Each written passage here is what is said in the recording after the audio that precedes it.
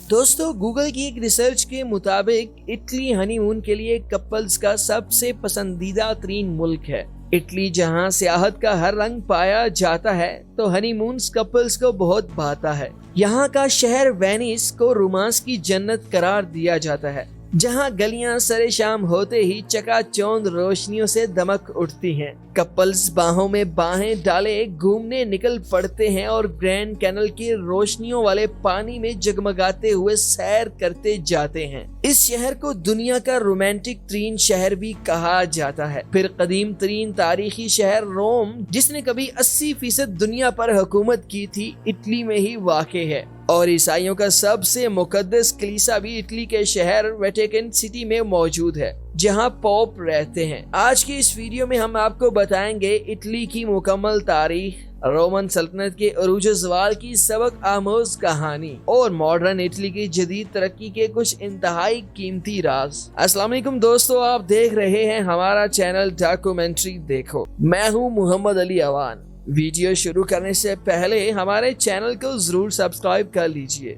Viewers, Italy एक जदीद जमहूरी और तरक्की याफ्ता मुल्क है जो साउथ रन यूरोप और मगरबी यूरोप के दरमियान वाक़े है। इटली के दो हिस्से हैं। मेनलैंड मुल्क कोहे अल्पस से शुरू होकर फ्रांस, स्विट्जरलैंड, ऑस्ट्रेलिया और सल्वानिया के साथ लगता है, जबकि मैरीटाइम इटली में कई बड़े बड़े जजीरे भी मौजूद हैं, जिनमें सिसिली, वेनिस, नेपल्स मशहूर तरीन यूरोपीय शहर हैं। इटली का टोटल रकबा 3 लाख मुरब्बे किलोमीटर के करीब है और इसकी आबादी 6 करोड़ 31 लाख है। इटली की मईशत दुनिया की 12वीं बड़ी मईशत है। इटली यूरोपीय ममालिक में पहला अमीर तरीन मुल्क था। इटली की तारीख को समझने के लिए हमें इसे 3 हिस्सों में तकसीम करेंगे। पहला हिस्सा इटली में इंसान की आमद से लेकर रोमन सल्तनत के खात्मे तक के होने का है। नाजरीन, साइंसदानों के मुताबिक लाखों सालों तक इटली में इंसानों की कजन स्पीशी होमो नेडरतल आबाद थी, जो 50,000 साल पहले इटली में मुकम्मल तौर पर फना हो गई थी और 48,000 साल पहले यहाँ मौजूदा इंसान के आबाओ अजदाद होमोसेपियन नमूदार हुए थे। 3,000 साल पहले यूरोप की अव्वलीन इंडो यूरोपियन कौम एशिया से हिजरत करके भी यहाँ आबाद हुई थी, जिन्होंने इटली की वादी पोमीन पहली इटालियन तहजीब की बुनियाद रखी थी। 2000 कबल मसीह इटली में इंडो यूरोपियन अक़वाम की दूसरी लहर आई, जिन्होंने बैकर तहजीब कायम की थी। 1500 कबल मसीह में आबादकारी की तीसरी लहर आई। ये लोग भी एशियन थे, जिन्होंने एपिनेंसुलाइजेशन कायम की थी और उन्होंने ही यहाँ खेती बाड़ी का आगाज किया था। 1000 कबल मसीह यहाँ आखिरी इंडो यूरोपियन अक़वाम आबाद हुई और प्रोटोवेला नवीस कल्चर का आगाज किया गया था। 8वीं सदी कबल मसीह में सेंट्रल इटली में ईट्रस्कन सिविलाइजेशन भी कायम हुई थी, जो आगे जाकर रोमन किंगडम में तब्दील हो गई थी। दोस्तों, 753 कबल मसीह में सेंट्रल इटली के एक कबीले ने चंद देहात को मिलाकर एक छोटे से कस्बे की बुनियाद रखी थी और इसे अपने देवता रोम का नाम दिया था। ये छोटा सा कस्बा अगले 200 सालों में बड़ा होते होते एक शहर बन गया था और इसने आसपास के इलाकों पर भी अपना असर और रसूख करना शुरू कर दिया था। 509 कबल मसीह में रोम बाकायदा रोमन किंगडम बन गई थी। इसका मरकजी बादशाह कोई शख्स नहीं होता था, ताहम अमरा पर मुश्तमिल एक सेनेट था, जो मखसूस मुद्दत के लिए 2 अशखास को कौंसल बना लेते थे। इनके फैसले सेनेट की मुशावरत के बाद तय करता था। 4वीं सदी ईस्वी में गाल कौम ने इटली शहर पर हमला करके यहाँ लूटमार और कत्लेआम किया, जिसके बदले में जनरल कैमुलिस की क़यादत में रोम के लोगों ने एक मजबूत लश्कर बनाकर गाल कौम को इटली की सरजमीन से बाहर निकाल दिया था। इसके बाद रोम ने एक दूसरी इटालियन रियासत ईट्रस्कन को शिकस्त दी और इसे अपना हिस्सा बना दिया था। फिर 3री सदी ईस्वी में इस जमाने की सबसे ज्यादा फौजी ताकत की यूनानी रियासत कार्थीज को 3 जंगों की सीरीज के बाद शिकस्त देकर यूनान पर भी कब्जा कर लिया गया था। 1ली सदी कबल मसीह में इटली सबसे ताकतवर जर्नैल जोलिस सीरीज के जमाने में यूनान, मेडिटरेनियन सी, स्पेन, जर्मनी, मिस्र तक काबिज हो गया था। जोलिस सीरीज मार्क अंतुई और मलका कलुपुत्रा का तारीखी रोमांस का पसे मंजर जानने के लिए हमारी अलग से बनी हुई वीडियो जरूर देखिएगा। जोलिस सीरीज ने इटली की सेनेट को कमजोर करके वहां दुनिया की पहली डिक्टेटरशिप हुकूमत कायम की थी। تاہم اسے جلد ہی قتل کر دیا گیا تھا۔ اس کے بعد رومن سلطنت میں سول وار سینٹ کے حامیوں اور شاہی نظام کے حامیوں کے درمیان ہوئی جنگ، جس میں شاہی نظام کے حامی اگسٹس کی قیادت میں جیت گئے تھے اور رومن سلطنت میں شہنشاہی نظام رائج ہوا تھا۔ خواتین و حضرات، رومن سلطنت کے بادشاہ کے پاس پہلی صدی عیسوی تک سارا یورپ، آدھا افریقہ، مڈل ایسٹ تک کے ممالک آ گئے تھے، جو اس وقت کی دریافت دنیا کے 80% حصے بنتے تھے۔ محققین کہتے ہیں رومن کنگڈم میں یہودیوں نے موجودہ فلسطین میں جب اپنی خود مختار ریاست بنانے کے لیے 3 بار بغاوتیں کیں تو ان کی 2 کروڑ سے زائد آبادی رومن فوجوں نے ہلاک کر دی تھی۔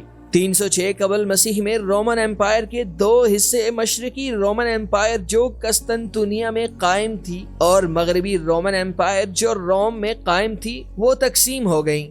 مشرقی رومن امپائر تو 1452 عیسوی میں ترکوں نے ختم کی تھی، مگر اٹلی کی رومن امپائر 3 صدی عیسوی سے 4 صدی عیسوی تک زوال کا شکار ہو گئی تھی، جسے 476 عیسوی میں جرمنی کے ایک قبیلے کے بادشاہ نے ختم کر دیا تھا اور وہ خود اٹلی کا حکمران بن گیا تھا۔ تاہم کچھ ہی عرصے کے بعد اٹلی اس کے اختیار سے نکل گیا اور یہاں چھوٹی چھوٹی ریاستیں بن گئی تھیں۔ دوستو، اٹلی کی تاریخ کا دوسرا حصہ 5ویں صدی عیسوی سے لے کر 13ویں صدی عیسوی پر مشتمل ہے، جب اٹلی میں کئی خود مختار ریاستیں تھیں، جن میں میری ٹائم ریاستیں جنیوا، پیسا، وینس، ایمالفی مشہور ترین ہیں، اور سینٹرل اٹلی پر پہلے کچھ عرصہ ایسٹرن رومن امپائر کا قبضہ رہا، جو لمبارڈیا نے ختم کیا تھا۔ لمبارڈیا کے بعد فرانس کے فرانک بادشاہ شارلیمن نے 800 میں اٹلی کے مین لینڈ پر قبضہ کر کے اسے پاپل سٹیٹ بنا دیا تھا۔